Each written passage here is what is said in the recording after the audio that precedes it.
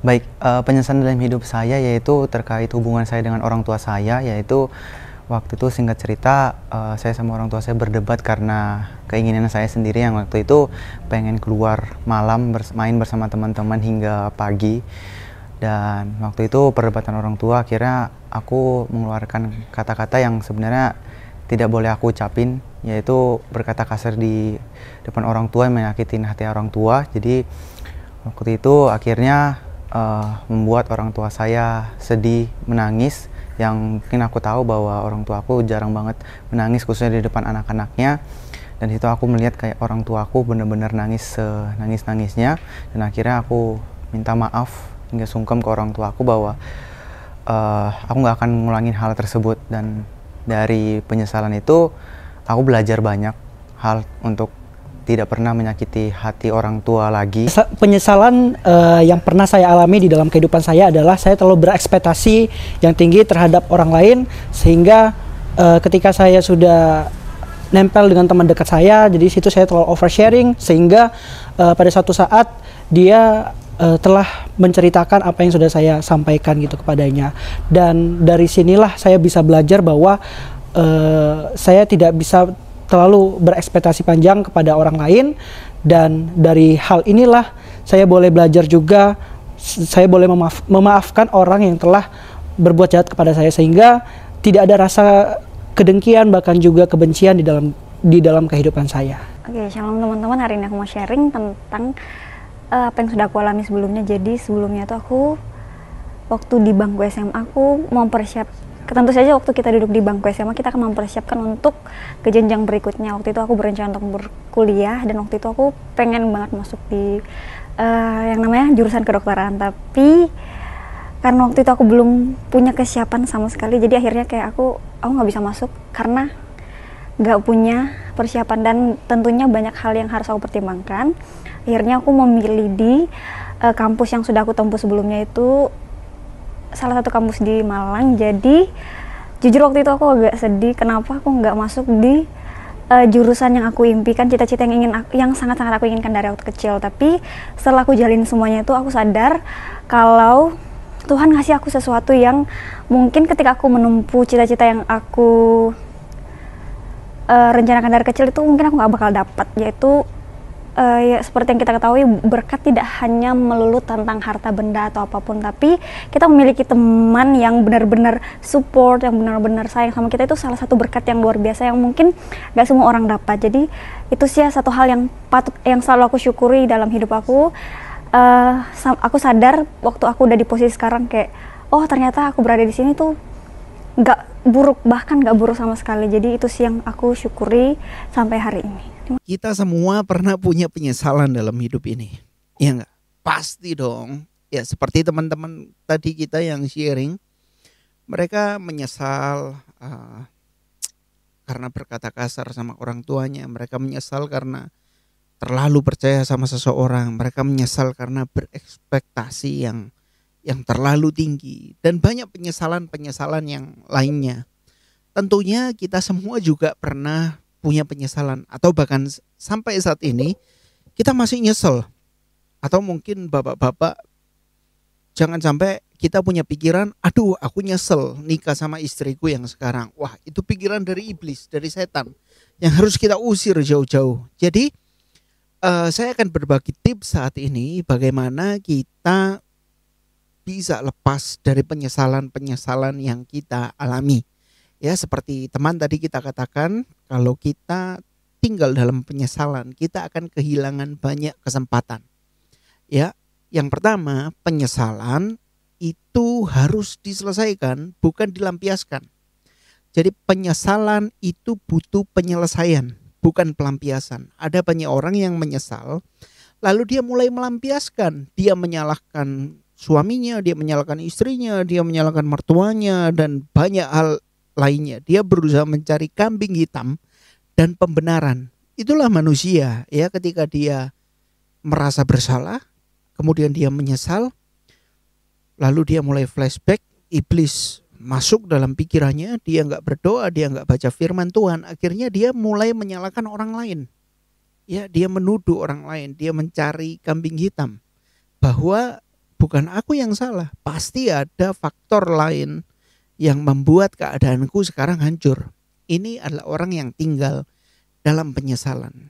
Jadi mari, kalau kita saat ini punya penyesalan, harus kita selesaikan. Ya, penyesalan butuh penyelesaian, bukan pelampiasan. Bagaimana caranya? Kita datang sama Tuhan, kita berdoa, kita bereskan. Mungkin kita menyesal karena telah mengecewakan seseorang. Ya butuh penyelesaian. Kita datang, kita minta maaf. Atau kita pernah tersakiti, kita berdoa juga, Tuhan saya memberi pengampunan, saya melepaskan pengampunan. Dalam nama Yesus saya gak mau ditipu iblis, saya gak mau Tuhan masuk dalam tipu daya iblis. Kalau kita semua tinggal dalam penyesalan saat ini, ya, iblis akan mencuri ucapan syukur kita, dia akan membunuh kerohanian kita dan pelan-pelan kita akan dibinasakan.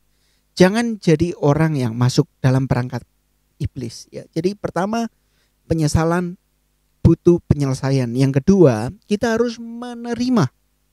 Ya, kita menerima bahwa itu bagian dari proses hidup kita. Lihat Yusuf, ya.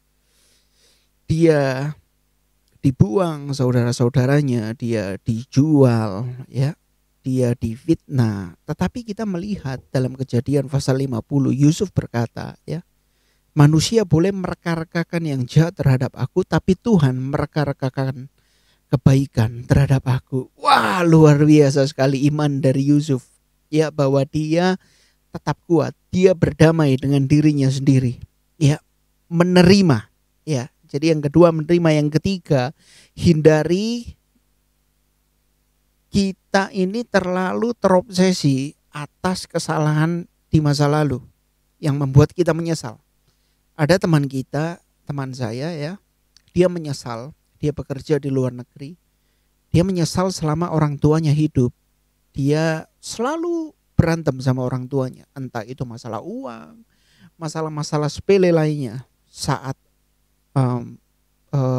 kita menghadapi saat yang berat di tahun 2020, 2021 waktu COVID, kedua orang tuanya meninggal dan dia begitu menyesal sehingga dia melampiaskan itu kepada hal-hal yang tidak baik. Dia mengkonsumsi alkohol, obat-obatan terlarang dan lain sebagainya. Dia melampiaskan karena dia merasa berdosa sehingga dia melakukan hal yang buruk terhadap dirinya. Ini yang tadi saya maksud adalah kita butuh penyelesaian, bukan pelampiasan. Ya, dan hal selanjutnya kita harus berdamai dengan diri sendiri. Ya, kalau kita menerima bagian dari masa lalu hidup kita menerima penyesalan itu, selanjutnya kita harus berdamai dengan diri kita sendiri. Banyak orang yang nggak bisa move on, ya. Ada banyak orang yang merasa dirinya terjebak karena keputusan yang salah yang dia ambil, ya. Ada banyak orang merasa bahwa aku terjebak dengan pernikahan ini, atau aku terjebak dengan pekerjaan ini. Saat ini usiaku udah lebih tua dan aku gak bisa ngapa-ngapain. Hati-hati sekali lagi, jangan masuk dalam perangkap iblis. Ya, Tuhan merancangkan kebaikan dalam hidup kita semua. Jangan merasa bahwa kita telah salah, tapi kita harus berdamai dengan diri sendiri. Kadang jalannya gak enak. Itu tadi, kita berani keluar dari zona nyaman kita untuk berdamai dengan diri sendiri. Memang gak mudah, ya. Ada ego mungkin dari diri kita yang terluka. Ada bagian dari diri kita yang gak bisa menerima. Tapi kalau kita doa, kita minta Roh Kudus kemampuan, Tuhan pasti mampukan.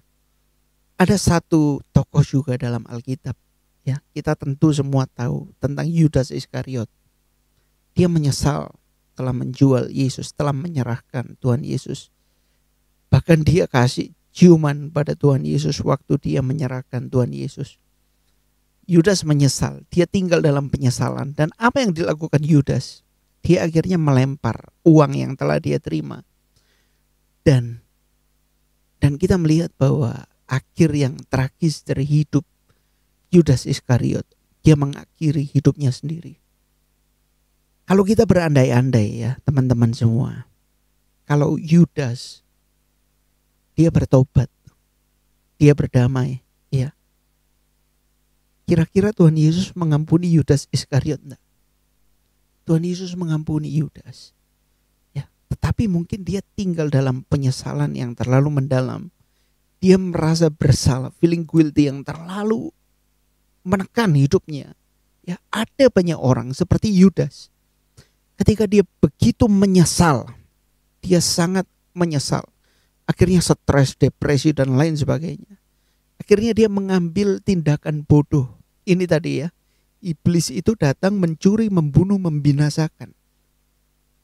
Dia mencuri sukacita anak-anak Tuhan.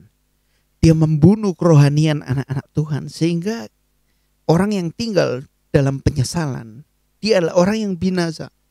Ya, mari kita berdamai dengan diri sendiri bahwa kita menerima bahwa seperti Yusuf, ya, bahwa semua momen-momen dalam kehidupan kita itu atas izin Tuhan. Kalau kita pernah bodoh di masa lalu, ambil pelajarannya dan jadi lebih baik di masa depan. Kita pernah mengecewakan orang yang kita sayangi dengan kata-kata kita, dengan tindakan kita. Ya, kalau kita sudah sadar, ambil pelajaran. Jangan terlalu terobsesi dengan penyesalan. Akhirnya kita cari kambing hitam karena kita ingin membenarkan diri kita. Jadi firman Tuhan, ya, akan menuntun kehidupan kita semua. Berdamai dengan diri sendiri, dan hal yang terakhir, ambil tindakan. Ya, jadi orang yang sudah menyesal, dia harus bertindak. Apa yang harus dilakukan oleh orang yang menyesal? Adalah dia bertobat. Dia minta ampun sama Tuhan, atau dia minta ampun sama orang yang dia telah sakiti hatinya. Jadi teman-teman semua, jangan tinggal dalam penyesalan. Kalau kita tinggal dalam penyesalan, kita gak akan bisa meraih janji-janji Tuhan dalam hidup kita. Ya, ayo, Petrus menyangkal Tuhan Yesus 3 kali. Apa yang terjadi dalam hidup Petrus?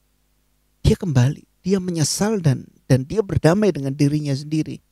Akhirnya kita melihat Tuhan pakai Petrus secara luar biasa. Jadi kita semua di sini, Tuhan punya rencana yang besar atas hidupmu. Masa lalumu mungkin berantakan.